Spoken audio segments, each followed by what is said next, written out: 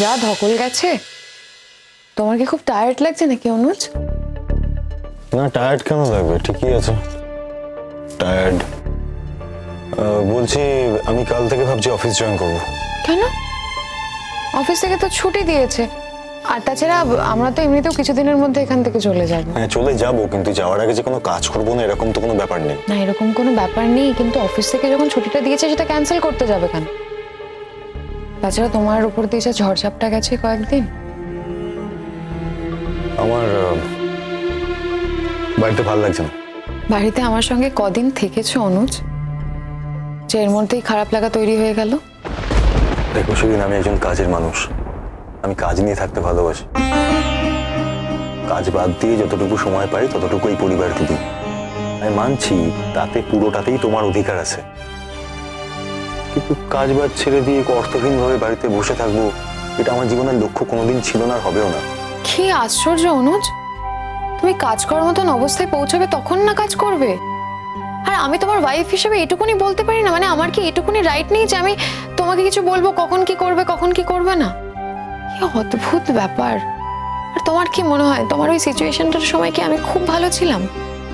আমার কিছু ক্ষতি হয়নি, আমার কোনো ড্যামেজ হয়নি। বলতে কি চাও? কি চাইছোটা কি? যে আমি অথর্ব হয়ে বাড়িতে বসে থাকি, তাই চাও? আমি কি একবারও তাই বলেছি? তোমার শরীরটা এখন ভালো নেই, স্ট্রিক্টলি বলে দিয়েছে ডাক্তাররা যে তোমার রেস্টের দরকার, সেই জন্য তোমার অফিস থেকে তোমাকে লিভ দিয়েছে। তুমি কেন সেটা অস্বীকার করতে চাইছো? আমার ভালো লাগছে না শিরিন। তোমার ভালো না লাগার কারণটা অন্য অনুজ, আর সেটা আমি খুব ভালো করেই বুঝতে পেরেছি। কি কারণ? গুড্ডি যে আজ তোমাকে অপমান করেছে সেটা তুমি বুঝতে পারোনি? ও যে সবার সামনে তোমাকে ডেলিবারেটলি অপমানটা করলো। আমি বুঝতে পারি না অনুজ, এরকম একটা মানে নিজেকে এই জায়গায় নিয়ে যাও কেন যেখানে ওই মেয়েটা মানে একটা বাচ্চা মেয়ে তোমাকে এভাবে বারবার করে অপমান করে। না থাক, আমি বেশি কিছু বলবো না। আমার কাছ থেকে এই কথাগুলো শুনতে হয়তো তোমার ভালো লাগবে না। অপমান করেছে? হ্যাঁ, তো সবার সামনে তোমাকে অপমানই করলো, তোমাকে রিফিউজ করলো। ও তোমার হাত থেকে সম্বর্ধনাটা না নিয়ে ও নিল যুধাজিতের কাছ থেকে। কদিন চেনে যুধাজিতকে? না না, একটা কথা বলো, ও যদি তোমার প্রফেশনেই আসে তাহলে তুমি ওর থেকে মানে অনেক সিনিয়র। তোমার হাত থেকে সম্বর্ধনা পাওয়া তো ওর কাছে অনেক বেশি সম্মানজনক একটা ব্যাপার, তাই না? কিন্তু না, সেটা না করে অ্যানাউন্স হয়ে যাওয়ার পর ও বললো যে ও তোমার হাত থেকে সম্বর্ধনাটা নেবে না, ও নেবে যুধাজিতের হাত থেকে। আর সেটা ও বলার কে, তুমি আমাকে বলো তো।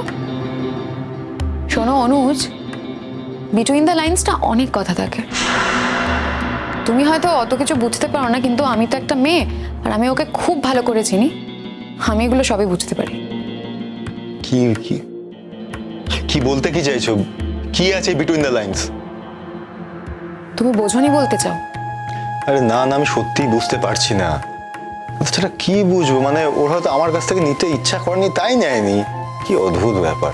কিংবা এটাও ভাবতে পারে যে তুমি ওখানে উপস্থিত ছিলে, আবার তুমি এটা নিয়ে ওকে 10টা কথা শোনাবে, কি দরকার, অশান্তি হবে আমাদের মধ্যে, সেই জন্য মানে অনেক কিছুই হতে পারে। কিন্তু তুমি অন্য কিছু ভাবছো। তুমি অশান্তি হবে জেনেও ও কোন কাজটা আজ পর্যন্ত করেনি বলো তো অনুজ? ও কি তোমার হয়ে মুভমেন্ট করেনি? ও তো জানতো অশান্তি হবে, আমি রিয়াক্ট করব। ও কি তোমার সঙ্গে দেখা করতে যায়নি? ও কি তোমার হয়ে লোকেদের সাথে কথা বলেনি? করেছে তো, সব করেছে। এমনকি মানে এমন ভূমিকা পালন করেছে লোকে হয়তো ভেবেছে যে ওই তোমার আসল ওয়াইফ। আমি তো লজ্জায় ঘরবন্দি হয়েছিলাম। আমি তো পথে নামিনি শুধুমাত্র লোক হাসাতে চাইনি বলে। তুমি সব কি বলছো? এগুলোর কোনো মানেই নেই। যেগুলো বলছি সব ঠিক কথা বলছি অনুজ। আমাকে সহ্য করতে হয়েছে তো আমি জানি। আমি জানি তোমার হয়তো এই কথাগুলো শুনতে ভালো লাগছে না, বা তোমার হয়তো এই কথাগুলো বিশ্বাস করতেও ইচ্ছে করবে না। যাই হোক, এই কথাগুলো আমি আর তোমাকে বলবো না। কিন্তু এখন যে কথাটা আমি তোমাকে বলবো অনুজ, সেটা তুমি খুব ভালো করে শুনে রাখো। গুড্ডির সঙ্গে ওই যুধাজিৎ বলে ডাক্তারটার কিন্তু একটা সম্পর্ক হয়েছে। আমার বাড়িতে তোমাকে নিয়ে আসতে চেয়েছিলাম, তুমি যে আসতে রাজি হয়েছো, I am very grateful to you. গ্রেটফুলের তো কিছু নেই, আপনি আমাকে রিকোয়েস্ট করেছেন তাই এলাম। না, তবু ভাবলাম তুমি আসবে কিনা। চলো, ওপরে মা আছে, মার সঙ্গে আলাপ করাবো। বলছি আচ্ছা, আমার একটু তাড়া আছে তো, আমি অন্য একদিন এসে আপনার মায়ের সঙ্গে আলাপ করে যাব। আর কি তুমি আসবে? না আসার তো কিছু নেই, এই যে আজকে আপনি আমাকে ডাকলেন আমি তো এলাম। তার তো একটা কারণ ছিল, একটা স্পেসিফিক কারণ, সেই জন্য তুমি এসেছো। এরপর হয়তো ভাববে যে আবার আমি কেন ডাকছি তোমায়। মানুষ তো মানুষের কাছেই যায়। অবশ্য আমি পাহাড়ের মানুষ তো, এত কমপ্লিকেশনস বুঝি না। সত্যি তুমি ভরসা দিচ্ছ? ঠিক বুঝলাম না। না, বলছি তুমি কি সত্যি আমাকে ভরসা দিচ্ছ যে আমি তোমাকে আবার ডাকতে পারি? না ডাকার কি আছে, ডাকতেই পারেন। আপনি একজন ভদ্রলোক, একজন শিক্ষিত মানুষ। আমি আপনার বাড়িতে আসবো, আপনি আপনার মায়ের সঙ্গে আমাকে আলাপ করাবেন।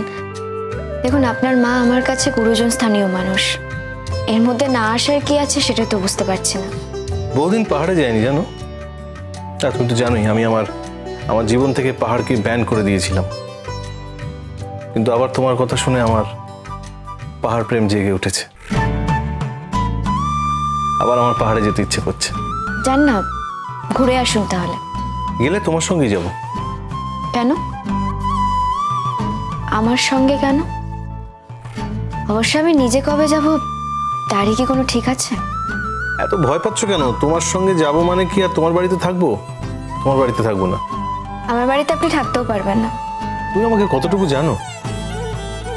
এক্ষুনি কি করে বলে দেওয়া সম্ভব যে তোমার বাড়িতে আমি থাকতে পারবো কি পারবো না? এত সহজে বলা যায় নাকি? আপনি আমার বাড়িটা জানেন না তাই বলছেন। আর তাছাড়া আমার বাড়িতে নিয়ে গেলে আমি আপনাকে কোথাও রাখতেও পারবো না, আমাদের একটাই ঘর। সে কথা আলাদা, কিন্তু থাকার ব্যবস্থা থাকলে আমি থাকতেই পারি। আমার কোনো জায়গাতেই থাকতে কোনো অসুবিধে নেই। মানে একটা জায়গা যেখানে একজন মানুষ থাকতে পারে কিন্তু আরেকজন মানুষ থাকতে পারবে না, এমন বিলাসিতাকে আমি কোনোদিনই কিন্তু প্রশ্রয় দিইনি। জান না, পাহাড়ে যে আছে তার সাথে সবটা মিটিয়ে নিয়ে আসুন। সরি, আপনার পার্সোনাল স্পেসে ঢুকে পড়লাম। না না, ঠিক আছে, আমি তোমায় অ্যালাউ করেছি বলেই তুমি ঢুকেছো। একদিন তো আমি তোমায় বলেছিলাম আমার পার্সোনাল কথাবার্তা, আজ তো তুমি বলতেই পারো আমাকে। যদি মিটমাট করা সম্ভব হতো তাহলে মিটমাট করতাম। মিটমাটটা আমার হাতে ছিল না, আমি তো ছেড়ে যাইনি, আমায় ছেড়ে চলে গেছে। তাই মিটমাট করার প্রশ্নটা আমার তরফ থেকে আর নেই। তবে এখন যদি বলো ও নিজের ভুল বুঝতে পেরে আমার কাছে ফিরে এসে আমাকে যদি সরিও বলে, আমার সঙ্গে তার জীবনটাকে যদি জড়িয়েও ফেলতে চায় আবার, আমি আর পারবো না।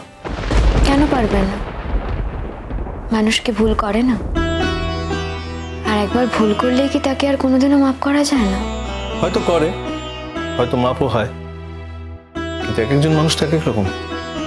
আমি আর মাফ করতে পারবো না। এটা আবার আপনার বাড়াবাড়ি। না পারার কি আছে? যে মানুষটাকে আপনি এতটা ভালোবাসেন, যে মানুষটার জন্য আপনি কষ্ট পান, তাকে মাফ করাই উচিত। অন্তত নিজে ভালো থাকার জন্য তো করাই যায়।